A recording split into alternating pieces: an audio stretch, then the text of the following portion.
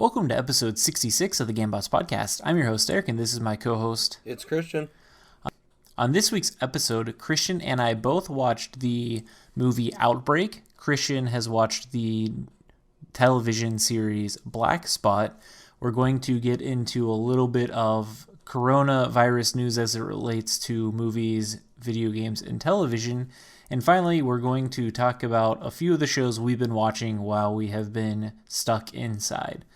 But first, Christian, you and I both watched the 1995 movie Outbreak. What is this movie about? So this movie is about a disease from Africa which makes its way to a rural California town and starts to mutate and spread faster than it can be contained.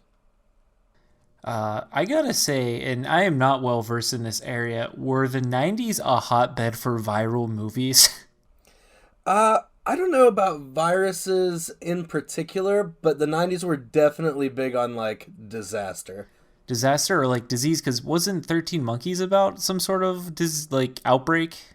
It may have been. I mean, I'm more... Independence Day? Yeah. Yeah, so I'm more in on, like, the big budget disaster. I'm, like, Volcano, Dante's Peak, Armageddon, Deep Impact, and, like, all that kind of stuff. And that's all mid to late 90s. Yeah, just watching the world fall apart. So this movie, I gotta say, Christian, like, parts of it I didn't think were too bad, but parts of it, it's definitely Hollywood science, and then I think the movie, like, everyone making it was like, this movie's a little bit boring, we need to put some action sequences in a movie that did not need them. Oh, yeah, this movie definitely suffered from somebody trying to really dress it up with some action. Well, the first bit we see is within the first 5 minutes, they bomb an African village for having this disease. My question is, though, this isn't just a normal bomb. They drop a bomb with a parachute. Is there any reason why they would do that? Who knows? Right? I mean, they thought it was supposed to be aid, I guess. They thought it was going to be like food and medicine. But yeah, I mean, it's like you have in your notes here. If they're just going to blow everybody up, why bother to trick them for like 35 seconds? Right, because if you drop the bomb without the parachute, no, for how big that blast radius is, no one within the vicinity is going to be able to react in time by the time it hits. And also, you think dropping a parachute, you're incorporating like random chance with wind streams into the equation. Yep. Yeah, and how great was the CG on that explosion? Oh my god. Yeah. Did you see, like, at one part, the only really violent part of the movie was just some man getting blown to bits really quickly? Well, I mean, I think this movie really sets the tone, whereas the first thing that you see is a screaming monkey, just like immediately right off the bat. Oh yeah, I mean, monkeys are one of the stars of this movie. Yeah, it is title card, screaming monkey. Everyone's fear, like, of viruses is like, oh, it's coming from monkeys. And then, wasn't the most recent Ebola outbreak actually from bats? Yeah, and that's the best guess for where the coronavirus came from, as well as from a strain of bat. Yeah, so 90s getting it wrong. So after we see that, the virus lays dormant from 67 to 95, 94, whatever year this takes place in, and doesn't change at all, which actually kind of surprised me that it would not evolve at all in the area. But I guess if it's in a monkey population, that sort of makes sense. But I don't understand why the virus is found in Zaire, which is a landlocked country in Africa. Yeah, now is the Congo. Okay, so now it's the Congo, and it does not change at all. There's no infections for 30-something years. I'm curious as to... I understand why they have, like, the 67 thing, just so they can have the subplot of the general being the bad guy, but really, it doesn't need to be in there. No, agreed. So they actually then go back to a village in Zaire, which I really think they used the same set for the first one. It sure looked like it. It looked exactly like it, which also led me to believe, like, wait, is this the same village? Cuba Gooding Jr.'s in this, and he's apparently like a highly advanced medical doctor of some sort, or at least researcher. And they're like, look, Cuba, when you go in there, you can't freak out. First thing he does is freak out. Oh yeah, right away. To the point that like he rips off his mask, and they don't know how contaminated this place is. So they're like, it's a horrible virus. But Christian, there's doctors in this small California town dealing with the same outbreak, not having the freak out Cuba Gooding Jr. had. Yeah, I mean, he threw up in his helmet, and that's got to be awful. Like, if I'd done that, I'd probably rip my helmet off too, because that's just the worst. But if you're theoretically a trained like virus researcher who's expected to go into the field, you have to have been trained at some point. Like, if you freak out and puke, don't rip off your helmet within the contamination zone. Yeah, you would think. I just thought it was hilarious. And then also, like, so at the very beginning, the virus is spread through contact. There's just a child sitting with his dead parents. Like, that child probably could have been saved. Yeah, no, it's not great. It's spread by contact at first, and then it mutates and becomes airborne later. Did you notice that the guy who brings the monkey back is Patrick Dempsey? No, I did not. I wasn't paying attention. I was thinking, how stupid is this kid? Yeah, so there's a lot of people in this that I'd forgotten about. Cuba Gooding Jr., first of all. I forgot Kevin Spacey was in this. I forgot that Patrick Dempsey was in this. And when he showed up, I think I gasped. Oh boy, Christian. This movie has so many questionable things. Also, so we go from the African village. They end up being like, this virus is too deadly. It kills people within allegedly like 48 to 72 hours. I do not know how long this town in California was shut down, but it seemed much longer than that. Yeah, it seemed like it was a week or so. Right, and they're like, okay, it's too fast to spread. All right, we're going to ignore it, but a monkey has it. That gets captured by... It gets captured and somehow ends up on a Korean cargo ship. But Zaire, now the Congo, is located... It's landlocked. Yeah, there's not a whole lot about this that makes sense. That's a good point. I hadn't actually thought about that. There is no area where they show this like monkey making it to the coast. It's just all of a sudden on a freighter headed for wherever, Seattle, I think.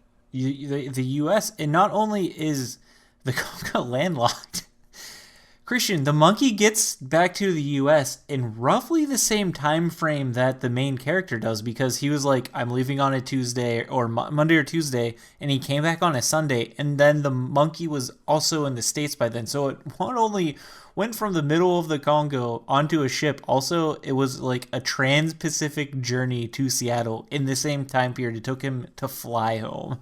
Yep. So, that's just like some of those things that came out when I was watching that. Just like, oh my god, why? Like, just make the time frame longer. Like, just make it make slightly more sense. Yeah, I mean, it's like season 7 of Game of Thrones. There's really no kind of timeline established, and then when you start thinking about it too much, it all falls apart. One thing that they did get right, and I wanted to point it out, when they went to that village, one witch doctor socially distanced himself and was the only one not infected. So, according to the 90s, it works. So you gotta follow that. I bolded that in your notes because I was reading through them an hour ago, and I was laughing pretty hard at that. It works.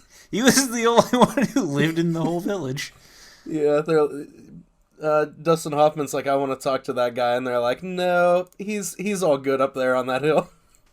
Yeah.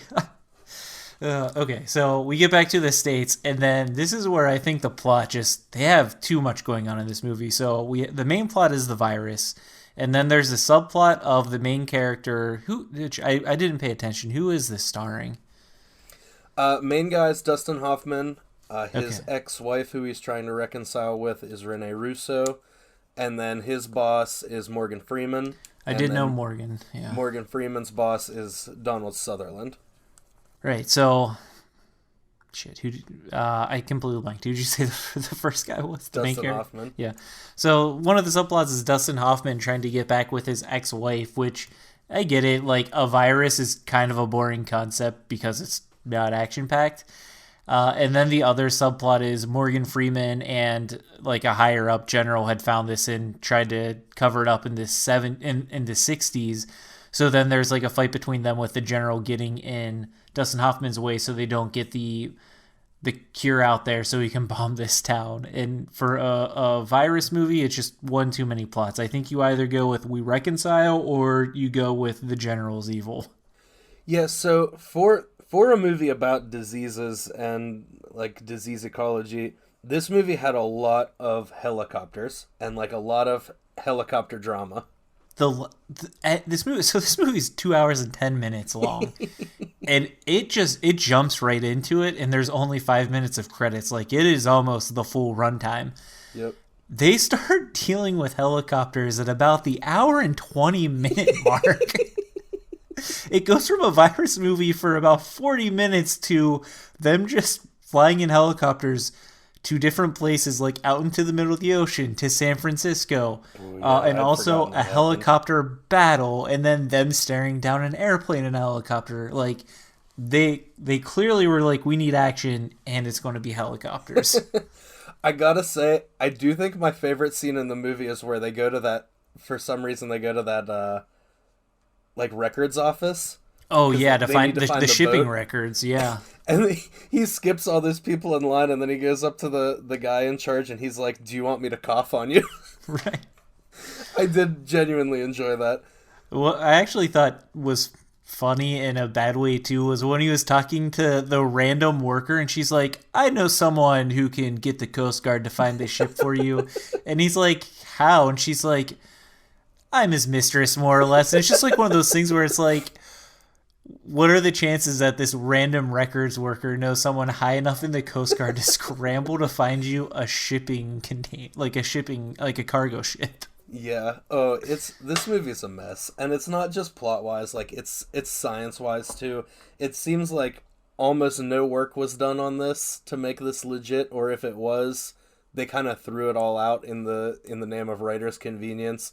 Because, yeah, basically that right there. Like, what are the odds that this one random woman is like, I can get the job done? I will say, when I was reading through your notes, you clearly know way more about viruses than I do. Because you're pointing out stuff, and I'm like, oh yeah, that's totally wrong. But if I was just watching this for the first time, I would not have known most of this. Yeah, I mean, it's always been, like, diseases and not etymology, diseases and epidemiology has always been like a little pet passion of mine. I read everything that I can on them. But yeah, almost everything they did in this movie is either blatantly wrong or just kind of silly to the point of being ridiculous. Yeah, the only thing I really, well, other than how quickly they created a cure for the disease. Oh boy.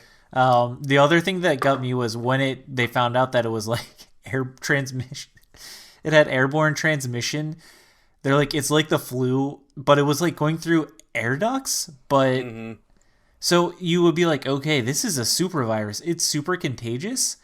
But just a bunch of random people throughout the movie were walking around without masks, and they were theoretically not exposed to it. Just like one of those things that didn't make sense. Like, there's a range to where it can go. Yeah, so being airborne or being carried on respiratory droplets is fine, but it definitely shouldn't be able to like jump rooms through what ostensibly looked like a 70 to 80 foot air duct.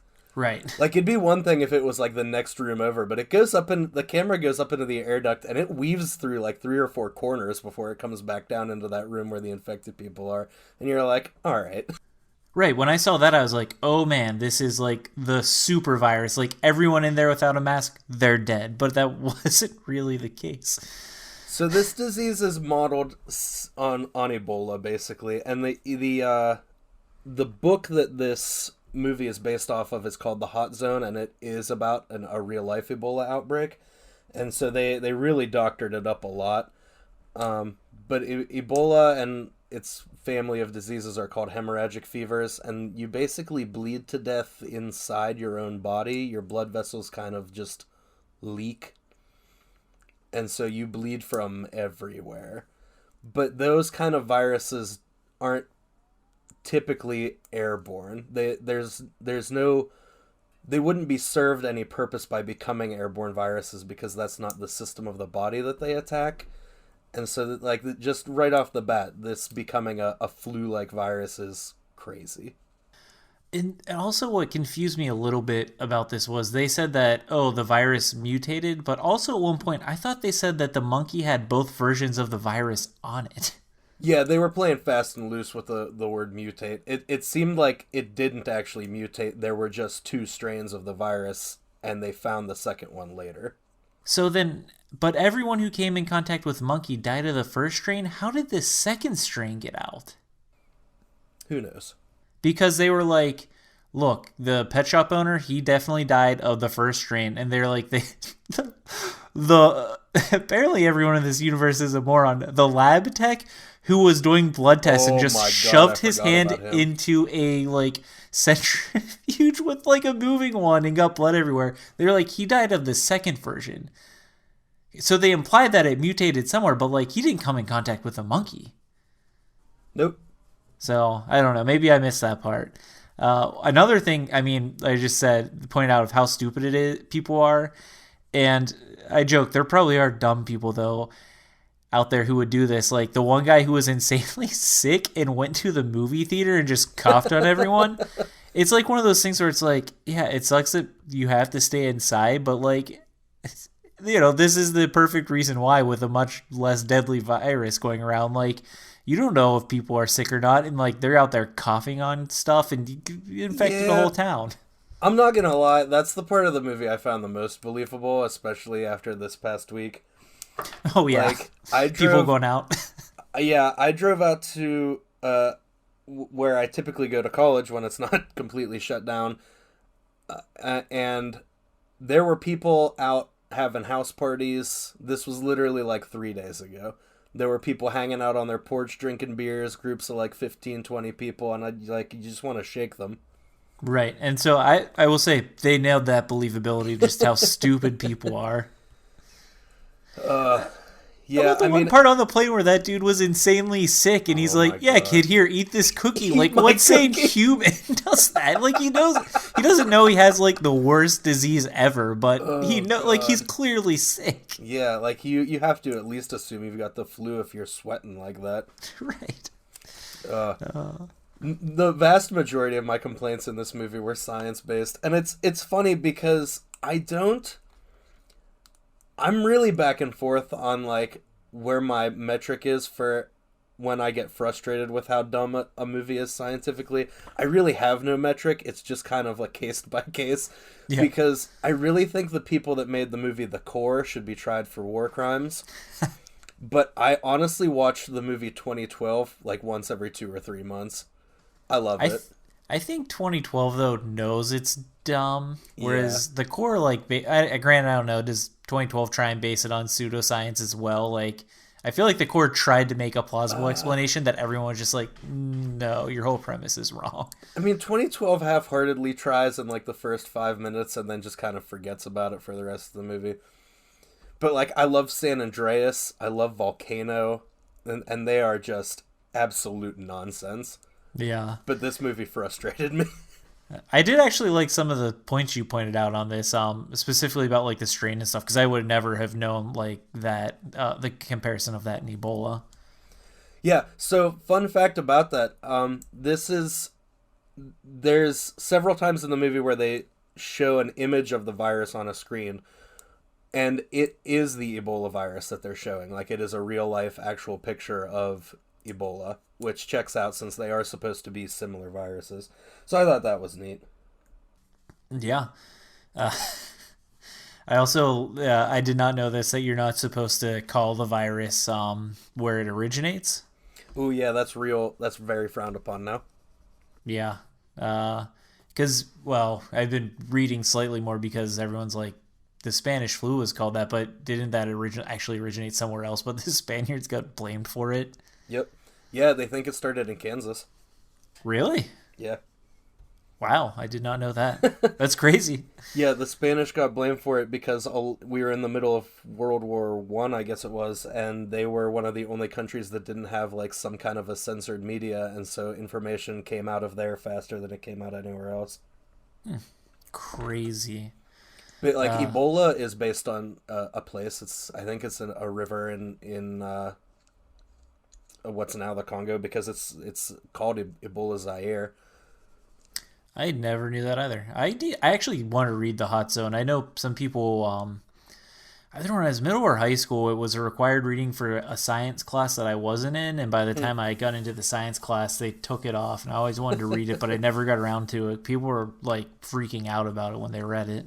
I heard it's good. The one that I read, one of the best ones I read is called "The Woman with the Worm in Her Head," and it's like case studies from this one doctor who's seen some like weird epidemiological stuff over the years. I should read more. Yeah, you and me both.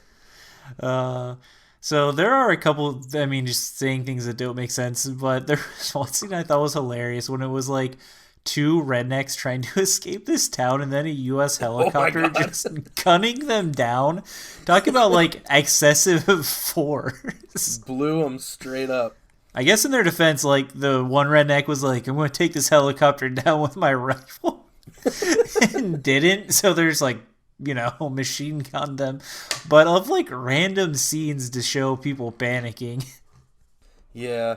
And everybody's like losing their minds, and for some reason, I guess trying to beat up the doctors as they left the hospital in that one scene. That was strange. Right, they're like blaming the CDC for coming to try and cure stuff.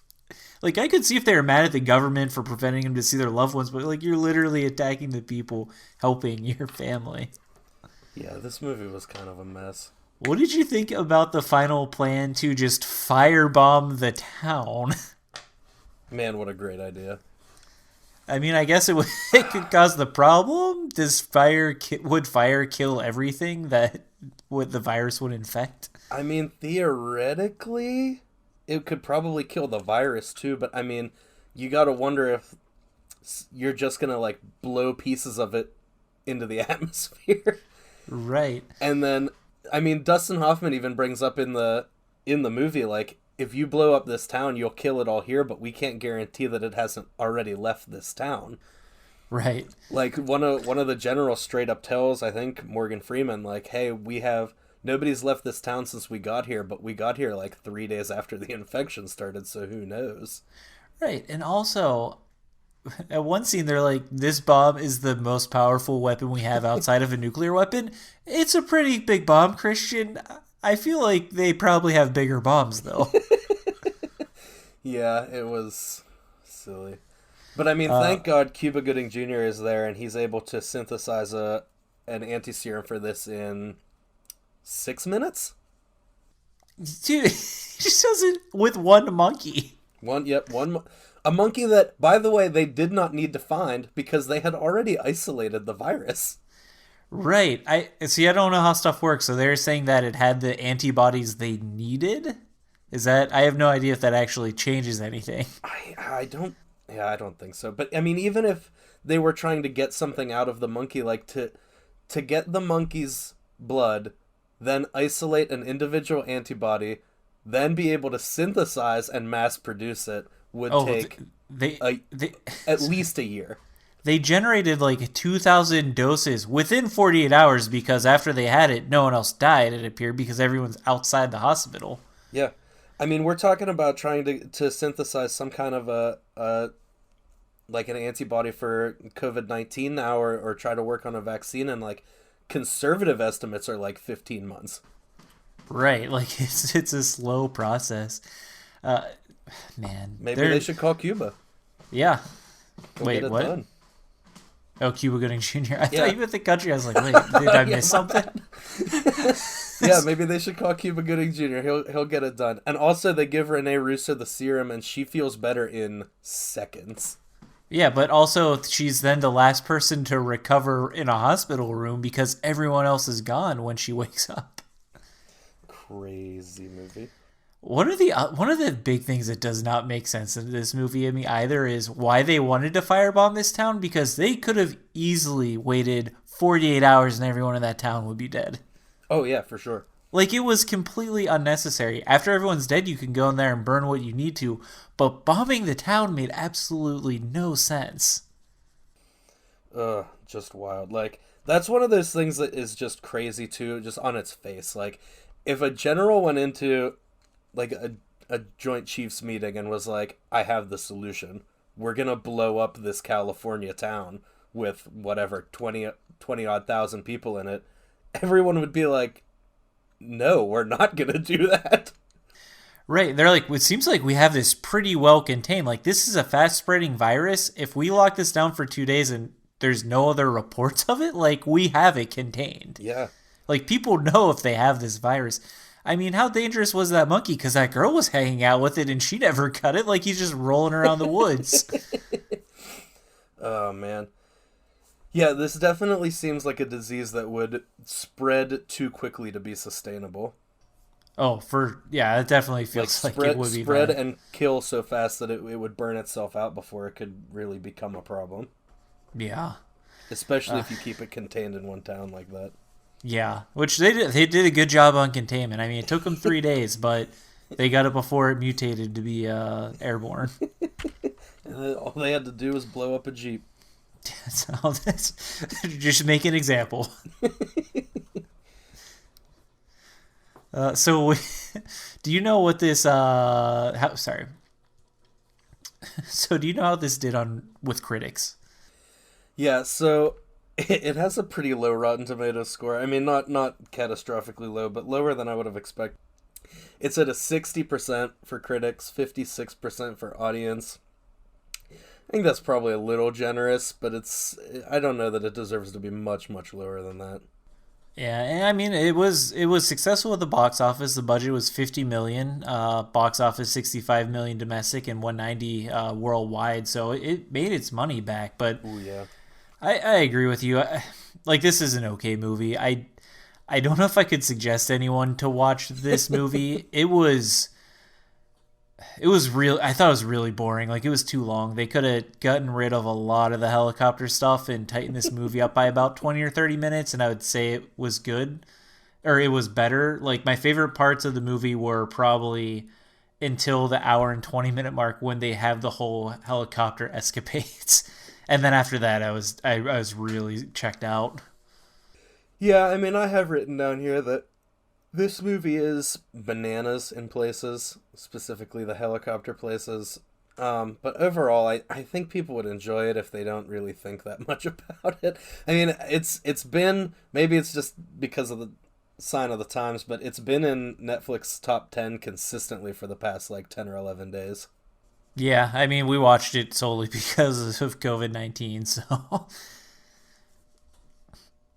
I feel like people will watch it, but I mean, you've suggested Contagion. I imagine there's just better movies if you're wanting to get a viral movie fix out there.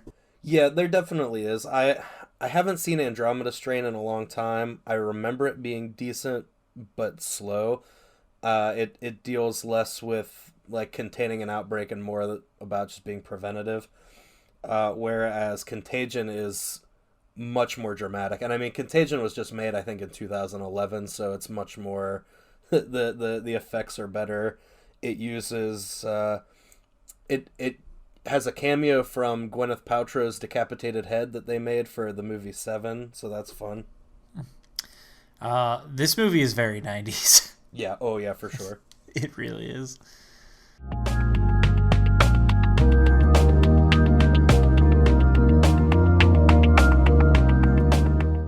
All right, Christian, this week you watched a show that is streaming exclusively on Netflix. I've never heard of it. It's called Black Spot. What is this what is this show about? Yeah, so this is one of those niche shows that Netflix only advertises to me because I watch a bunch of weird stuff. Big disclaimer off the top, this show is French. It is originally shot in French. And so Netflix has it in its original French with English subtitles, which is how I'm watching it. It's also been redubbed in English, so you can watch it in English, but the voices don't match the mouths, which just bugs the hell out of me. So I can't do that.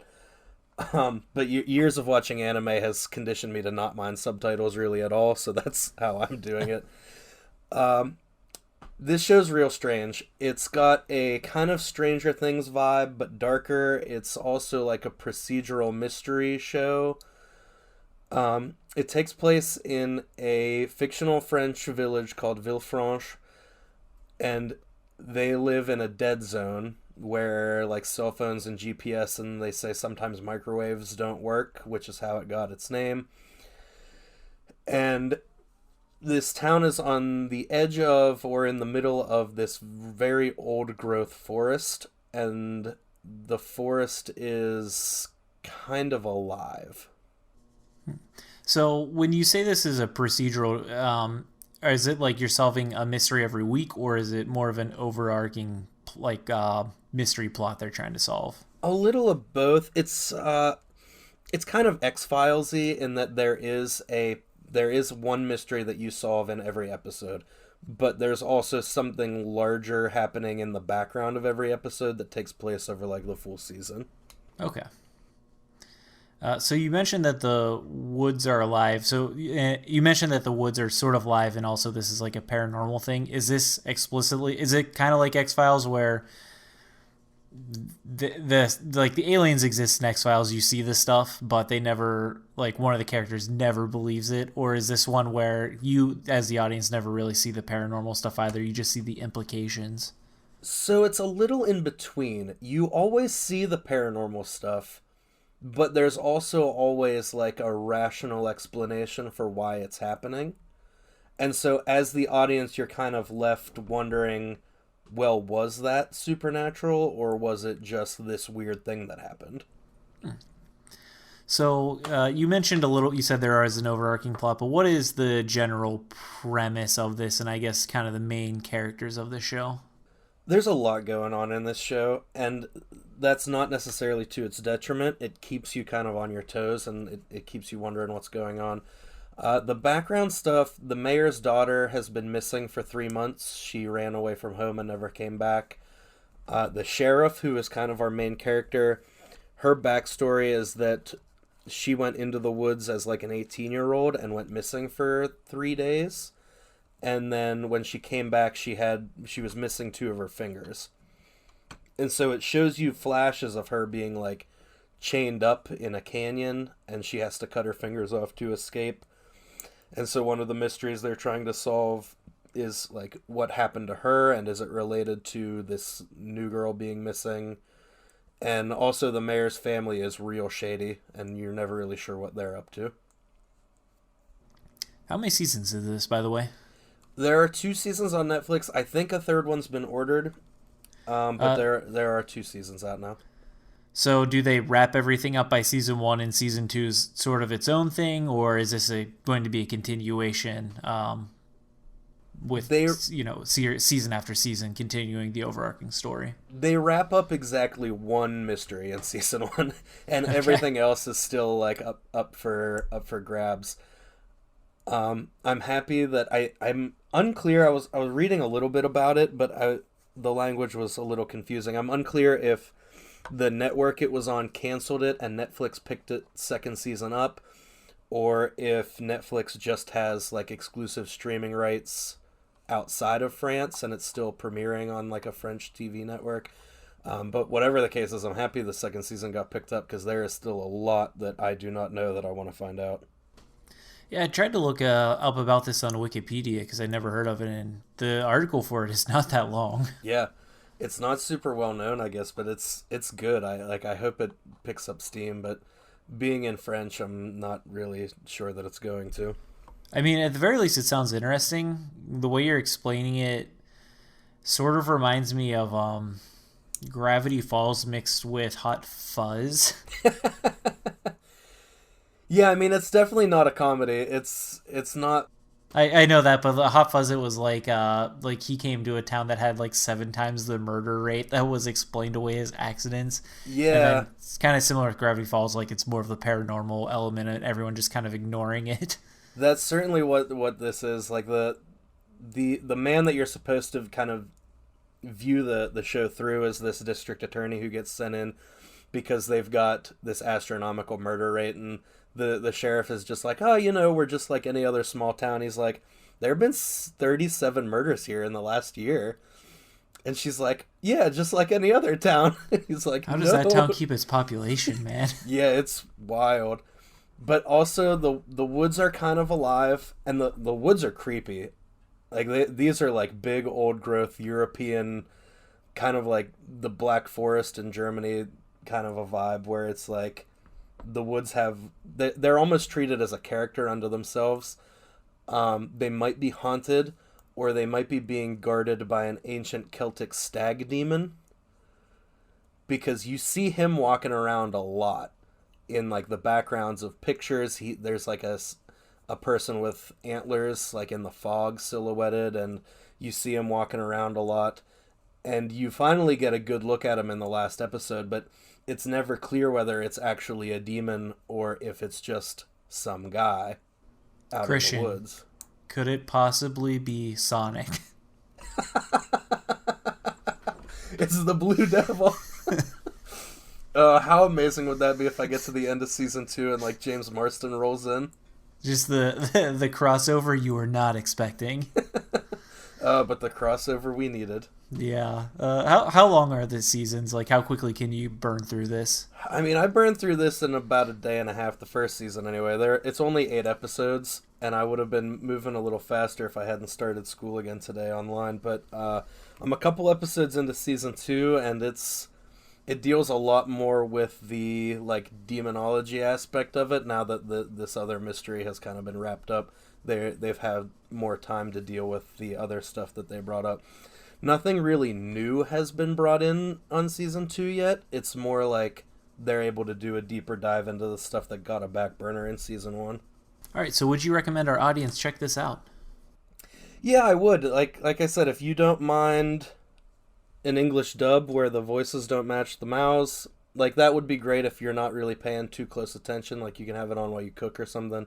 Or if you really don't mind subtitles like me, this is a really good one, I think.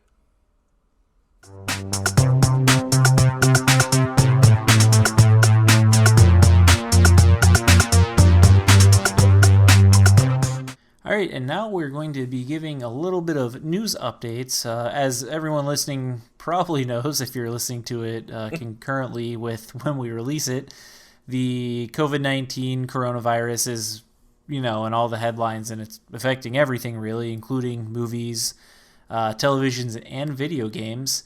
And so a lot of movies have either pushed back their release dates or stopped production, and the same with television shows and video game live events. Christian, is there anything specific that you are looking forward to that has been affected by this? Fast and Furious 9 was pushed back a year. Yeah, that's the biggest one I was disappointed with because it was supposed to release in May. I'm surprised they clearly want this to be a summer blockbuster. Yeah, they pushed it back till late April, I think, of next year. I'm going to say, making this list, I discovered that they were making a lot of things that I did not know about. Yeah, I just started hearing about the New Mutants, which was apparently releasing in 10 days. Oh I had no idea it was even a thing. So New Mutants was supposed to come out like a year and a half ago. Really? Yeah, working at the theater, our lobby has a giant, 60-inch silver screen that we project trailers onto for people to watch while they wait in line. And the New Mutants trailer has been on there 3 times. It'll come on, and it'll be on there for like a month, and then it'll disappear. And then it'll come back and be on there for like a month, and then it'll disappear. Like 3 months ago, I actually Googled what happened to that movie, and I found out that it was supposed to come out in April. Wow. Like it's been pushed back at least twice, and now it's getting delayed again. At least this one doesn't appear to be their fault. Yeah. Speaking about movies that never come out, but they've been talking about for a decade, Avatar has its sequels have stopped production. Yep. The TV shows for, almost all of the new Disney Plus Marvel shows Falcon Winter Soldier stopped production. Loki and WandaVision both stopped production. The Witcher stopped production. I'm sad. I actually really like the first Witcher. I'm reading the books now, so I Yeah. was looking forward to the I second mean, season. it was supposed to be like a 2-year break, just normally scheduled, I think, so God only knows what it's going to be now. Yeah, I mean, Uh, sports. Pretty much every major league has suspended their league. It yep. just they don't exist right now. I did learn that they were making a Wheel of Time TV show, and that stopped Really? production. Oh, disappointing. Yeah, the Black Widow release was delayed. Jurassic World 3 stopped production, which I was kind of aware they were making. The Mulan movie got delayed, so like it's just one thing after another. Yeah, Black Widow got delayed, which again I don't know if I would have saw, but it's a big one.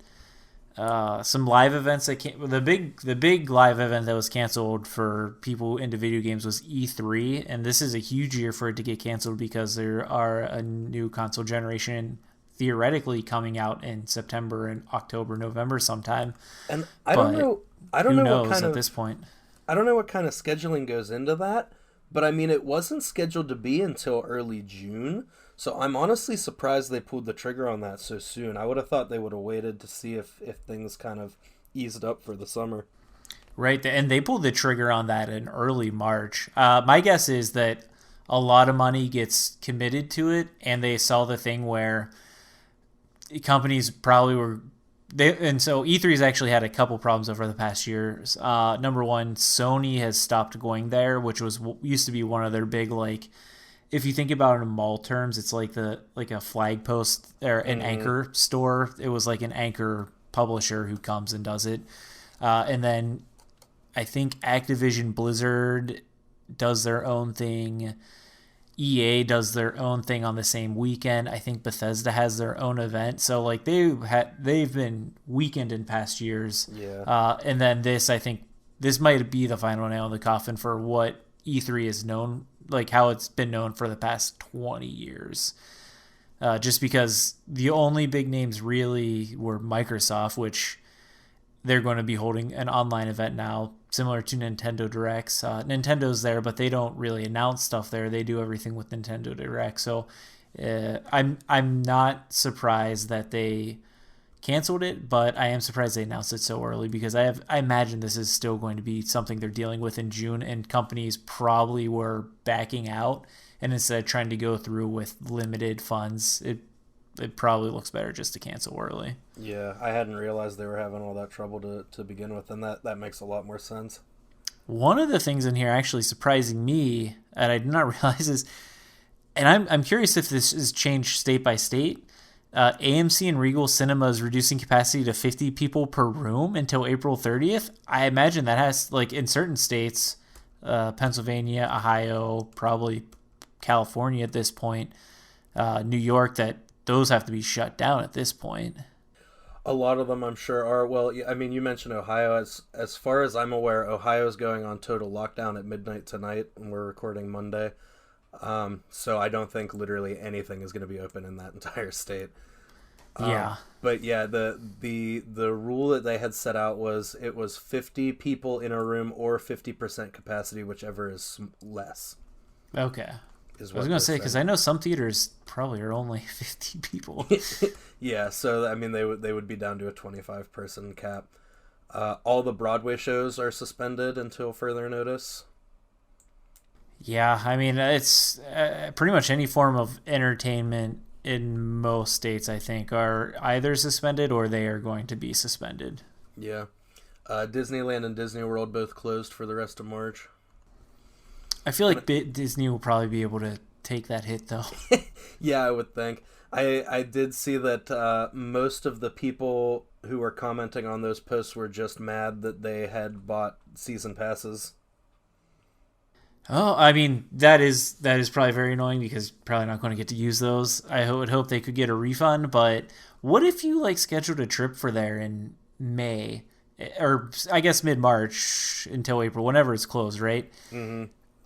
Like Disney, if you like set up like the full Disney experience, like get a hotel and stuff, like that's thousands of dollars. Do you think they're going to return that money, or they're like, you can come next year? Like, because a lot of lot of planning goes into saving up that much money, especially if you're like a family of like 4 or 5. Like tickets alone, I think if you get park hopper is like $200-$300 Yeah, like it a definitely day. is. Because we looked into it kind of half-heartedly a few months ago, and yeah, just one ticket to one park for one day was I think $125. Yeah, it's something crazy like that. So if you're like a family of 4 who's like, I'm going there for 5 days, like you're easily sinking thousands of dollars into the parks alone. Like I hope they They get their money back. they have to offer a refund. Like I imagine They they're don't gonna. have to, but they Yeah, well, should. I mean, yeah, I feel like there'd be a riot.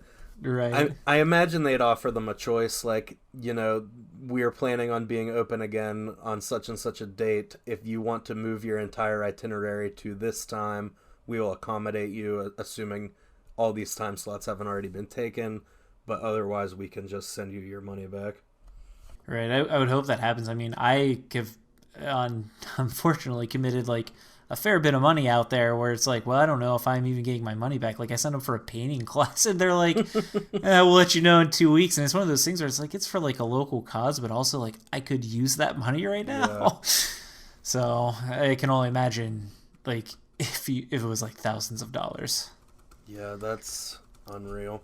One really interesting thing going on right now that I don't know how many studios are going to go this route or if it starts to be extended if we see it more movies do it, but some movies are actually going like there you can digitally get them right now, and they were literally in theaters last week, like The Invisible Man, the Pixar movie Onward, and then that one about people hunting on an island that I thought was another movie from like last week is also available online right now to Yeah, rent or buy. I don't know which one. Emma, I know, is available for digital. That was supposed to come out in the next week or so. So some of them are getting a little proactive. Instead of delaying them, they're just releasing them outright. I would not be surprised to see a lot more of that in the coming weeks if things don't look like they're going to start ramping down. If more theaters look like they're going to be closing, and the theaters that are already closed are going to remain closed for another month or so, I could definitely see Disney pushing out Mulan like right onto digital or right onto Disney Plus.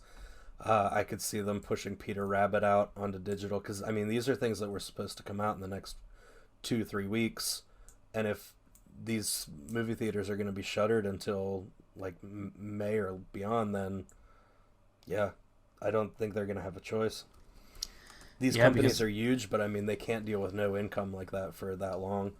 right, and I mean they, especially if this starts bleeding into May and June, like they rely a lot on summer blockbusters. Oh Not yeah. every studio, but a lot of studios do. Well, I was talking to one of the other managers at our theater, and we were kind of talking about how the summer blockbuster seems to have been moved up several months because at least in our theater, we're not making our big money in like June and July anymore. We're making it at the end of April, and because Really? that's been I mean Well, the that's when past several, Endgame came out for yeah, two it's years in a the row. past several years. It was Endgame. It was Infinity War. Winter Soldier came, or not Winter Soldier. Civil War came out at the end of April.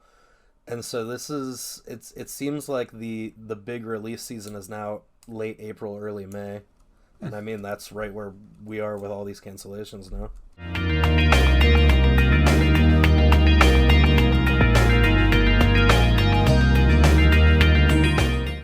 All right, guys, before we head out, Christian, either have you watched anything this past week that you didn't really want to get in depth about, but you thought would be worth talking about, or are you going to be checking out anything specific on the upcoming week? Yeah, I mean most of my time has been Black Spot, but I did watch Criminal United Kingdom, which I just honestly clicked on because David Tennant's in it and I love him. And it was decent. I'd recommend that. It's only 3 episodes long. This past week, I actually been watching a lot more TV than I normally do. I ended up watching the entire first season of Altered Carbon. It was pretty good. It's a Netflix original, like sci-fi TV show. Came out in 2017. That has been sitting in my queue since probably 2017. I liked it. The second season was somewhat recently released. Anthony Mackie Falcon from the Avengers movies stars in the second season, but it makes sense because he plays the same character, but in this universe, like, you can transition bodies, so canonically it makes sense why it's a new actor. I like the show. I definitely like the beginning portions of it more than the latter portions, but they tied everything together nicely. It's pretty much a self-contained story, and it sounds like season 2 they have some callbacks to season 1, but it's like an original story where he's hunting for someone completely different. The first season starts out being like him investigating someone's murder, and I thought the show worked best when they did that.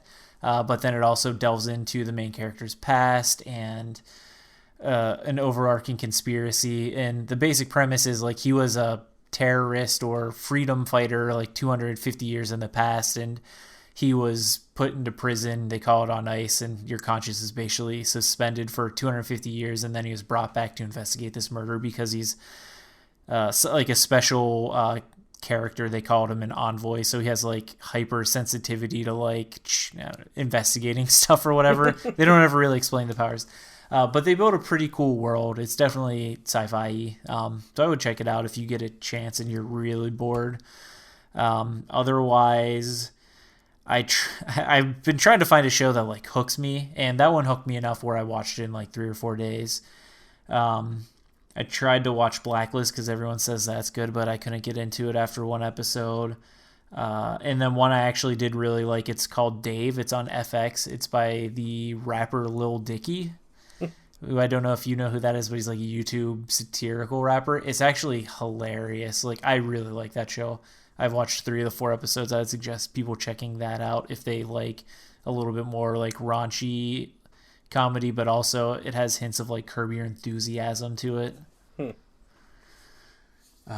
Otherwise, I've been doing that. I've been playing a lot of video games. I'm playing a CRPG called Divinity Original Sin 2. I bought it like 2 or 3 years ago and was like, yeah, I'm going to play this. And it's pretty challenging, but it's really long. I put like 30 hours into it the past 2 weeks. But it's really good. It's the closest I've come to playing Dungeons and Dragons on a console. Yeah. The only other thing I think I'd plug, I'm doing a lot of housework, so I haven't been watching a lot of actual television. I've been just listening to things on my phone. I mean, we kind of talked. We spent most of the time today doing Corona stuff or Corona adjacent stuff. If anybody's looking for a podcast on that, the podcast, it's called This Podcast Will Kill You. They typically do every 2 weeks. They just dive into a disease and talk about it at length. But they just released a 6-episode arc on just COVID-19 stuff. So if anybody's out there looking for info, that's a good one that'll take up a fair chunk of time.